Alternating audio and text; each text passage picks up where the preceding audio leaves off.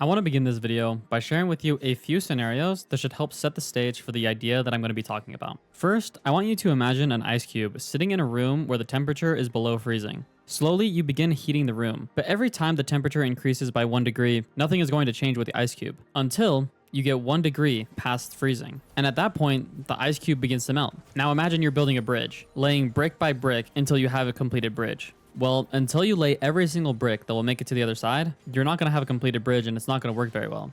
Now I want you to consider bamboo. If you don't know, when it's planted, bamboo can barely be seen for 5 years while it builds an extensive root system underground, and only after does it explode 90 feet into the air within 6 weeks. Now what do all these scenarios have in common? Well, at the beginning, it seems like nothing is really getting it done. The ice cube doesn't begin to melt, the bridge is never functional, and the bamboo doesn't seem to grow. And then all of a sudden, when the final piece of the puzzle connects, that's when your results comes to fruition. Now, I got a couple of these scenarios from the book Atomic Habits by James Clear, and I think they paint a beautiful picture about what improvement in nearly anything really looks like. I'm sure you've heard this many times, but it's true when it's said that improvement is not linear. But no matter how many times you hear it, it can still be so frustrating when you aren't getting the results that you think you deserve. So now let me kind of tie this into League. A lot of times we think that if we increase our skill in some certain aspect or play some certain way, that means that we should increase our rank. Theoretically, this makes a lot of sense, right? We're better players, then our rank should increase. But the problem is, oftentimes the skills that we gain are not going to correlate one-to-one with our rank, because many different pieces of our skill need to come together in order for all of them to actually function. So for example, if you're trying to work on your early lane, there's quite a few skills that you're going to need to learn. You're going to need to know how to CS with your champion. You're going to need to know how to control the wave. You're going to need to know a variety of different matchups and how to apply that knowledge to each individual matchup.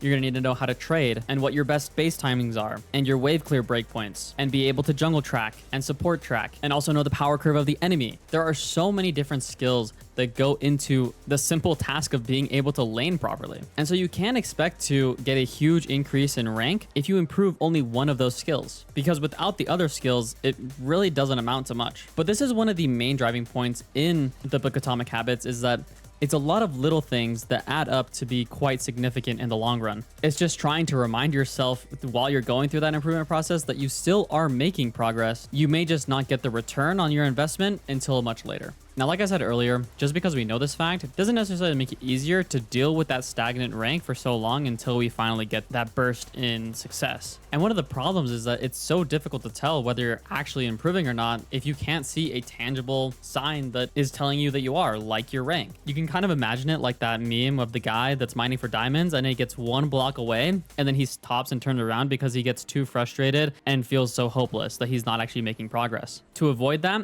we need to make sure that we are seeing our improvements while we're going through that stagnant time. One of the things I would recommend for this is trying to relate your sense of improvement to the actual skills that you see and are trying to improve on, rather than the rank. So now this specifically requires you to have a focus in the game, which I think overall is probably good for most people. And I would actually have maybe 2 or 3 metrics that you're looking to improve. For example, something that I had to go through recently was my ability to be better at support tracking. I was constantly getting caught off guard by support roams, whether that was getting ganked or them showing up to grub fights. And what I had to do was every single time that I missed a support roam, I just had to engrave it into my memory, see what happened, see what the signs were, and then continue to get better at that. So then every time the grubs were spawning, I was always making sure to check the state of bot lane. Every time that I was going to be in a vulnerable position in the lane, I was making sure to check bot lane. And I started to notice the signs much clearer every single time I did this. I noticed that it was very easy to see when bot lane wasn't showing on the map that it was likely a sign that support was roaming. Every single time that my support roamed, that often meant that their support was able to match that same roam timer. Every single time the grubs were spawning, it was just a reminder for me to check for the support. And this did not come all at once. And there were some times where I was able to track the support properly and some games where I was not.